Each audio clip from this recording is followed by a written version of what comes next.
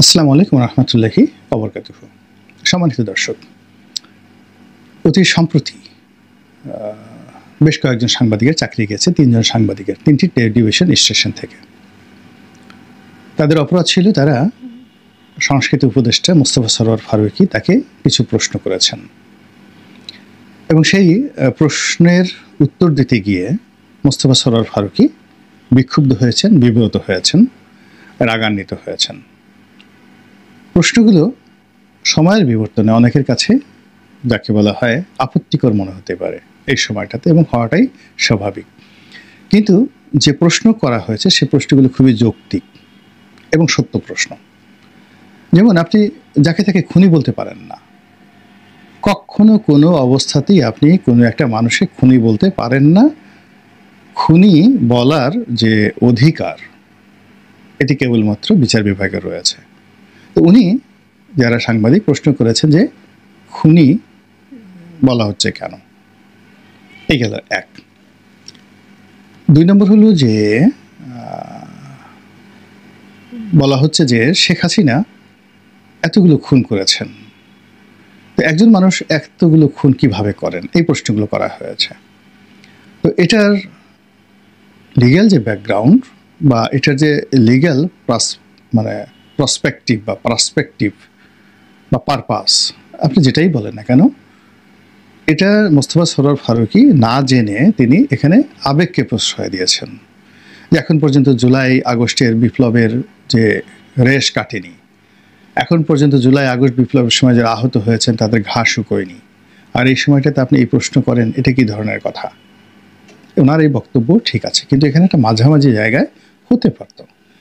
উনি যদি বলতেন যে একই কথা বলতেন, এবং ওনার জায়গাতে যদি আসিফ নজরুল সাহেব থাকতেন আমার মনে হয় ঠিক এই কথাটাই বলতেন যে ঠিক আছে, আপনি আমাকে বলছেন যে আমি খুনি শেখ হাসিনা বলছি, এবং আপনি সাহস করে সুযোগ পেয়ে আমাকে প্রশ্ন করার সুযোগ পেয়েছেন, আপনাকে ধন্যবাদ এবং আমি কৃতজ্ঞ। আপনাকে বিনয়ের সাথে প্রশ্ন করতে চাই, সাবেক প্রধানমন্ত্রী শেখ হাসিনার যে প্রেস কনফারেন্স হতো, তিনি তো কথায় কথায় খুনি খালেদা, খুনি জিয়াউর রহমান সাহেবকে খুনি জিয়া বলতেন। তো তখন আপনি বা আপনারা কেন প্রতিবাদ করেননি বা কোনোদিন করেছেন? বা জিয়াউর রহমান সাহেব তো একজন মৃত মানুষ, তিনি কেন বারবার কথায় কথায় জিয়াউর রহমানকে খুনি জিয়া বলতেন? আমার কাছে মনে হচ্ছে যে উনি যদি মাথা ঠান্ডা রেখে এই কথাগুলো বলতেন তাহলে ওই যে সাংবাদিক প্রশ্ন করেছেন তিনি উত্তর দিতে পারতেন না। দ্বিতীয়ত তিনি অবনত হতেন। তারপর যদি মিস্টার ফারুকী বলতেন যে দেখুন, এই যে জুলাই আগস্ট বিপ্লব, সেই বিপ্লবের একটা সফলতা হলো যে কথা শেখ হাসিনার সামনে আপনি বলতে পারতেন না, সেই কথাটি এখন আপনি আমার সঙ্গে বলতে পারছেন। থার্ডলি হলো আমি কেন শেখ হাসিনাকে খুনি বলছি।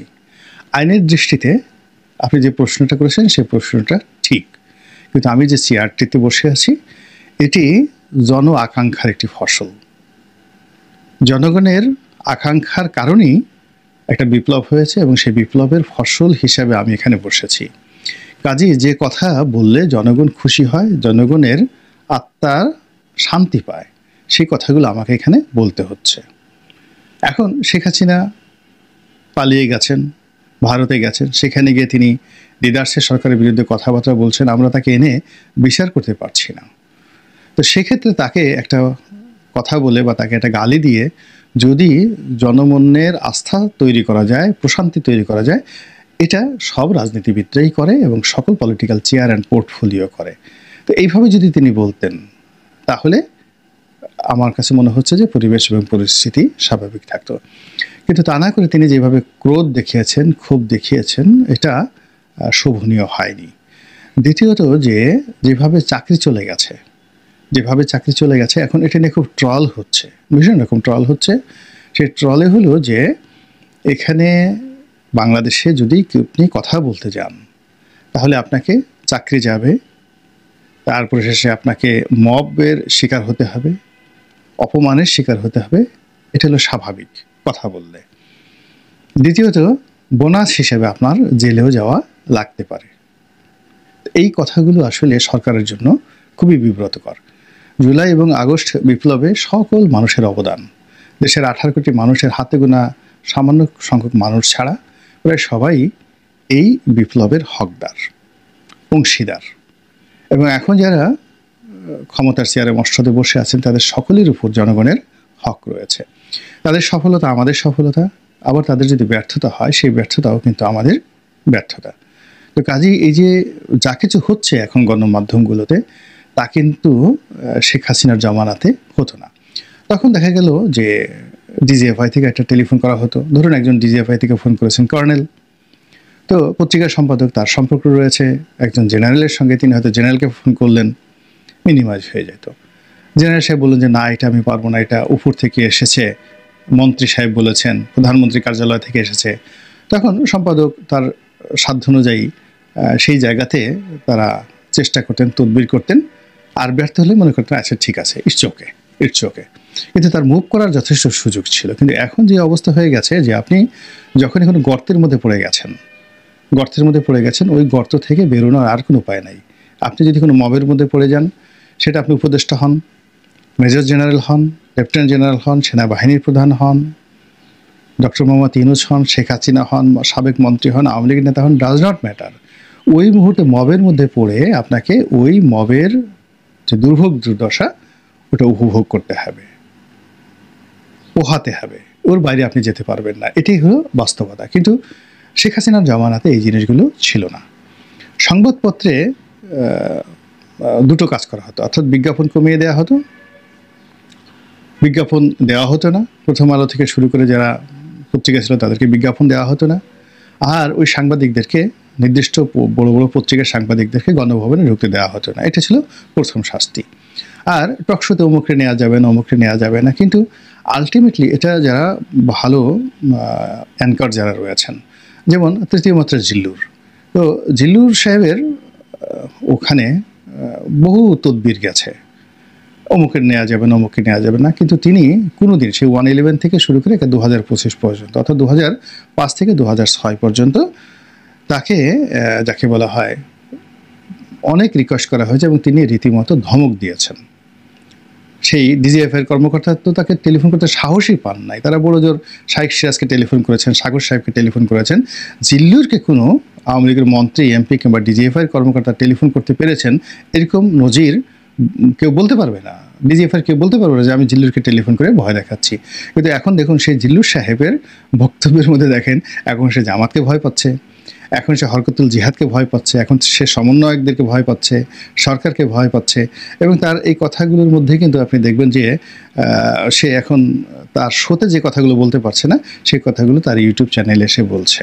তো এতেই বোঝা যায় যে সংবাদপত্রের স্বাধীনতা কোন পর্যায়ে রয়ে গেছে।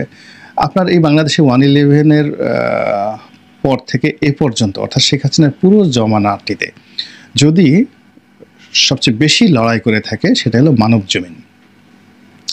এবং এটাকে ম্যাটেরিয়ালাইজ করার জন্য মতিউর রহমান এবং মানব জমিন, বিশেষ করে 2022 সনটা এবং 2024 সন পুরো সময়টা যে যুদ্ধ করেছেন, একেবারে রীতিমতো উনি তো অসুস্থ হয়ে গেছেন, ওনাকে দীর্ঘদিন লন্ডনে থাকতে হয়েছে, ওনার হার্টের উপর প্রবলেম হয়েছে।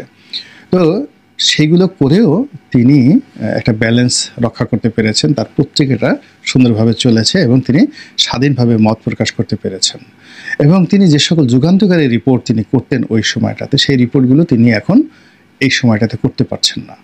একই কথা নুরুল কবিরের ক্ষেত্রে প্রযোজ্য।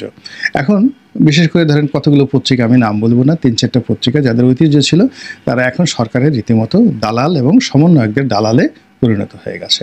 তাহলে এই যে আমরা যে স্বাধীনতার কথা বলছি, বাক স্বাধীনতার কথা বলছি, এটার সঙ্গে আওয়ামী লীগের জমানার স্বাধীনতা, এখানে আরেকটা কথা, এখানে যে বাল শব্দটি ব্যবহার করা হচ্ছে, বাল মিন্স মানে চুল নয় বা গোপনাঙ্গের লোম নয়। এখানে বাল বলতে যেটা বোঝাচ্ছি সেটা হলো আওয়ামী লীগের ঠাট্টা করে মানুষে BAL বাল, এটা সাদ্দাল্লাউদ্দিন কাদের চৌধুরীর সময় মানে উনি প্রথম বলেছেন যে আওয়ামী লীগ মিন্স বাংলাদেশ আওয়ামী লীগ BAL বাল। এখন সেই বালের যুগে, অর্থাৎ আওয়ামী লীগের যুগে যে বাক স্বাধীনতা ছিল, সেই স্বাধীনতাটাও এখন তো রইল না।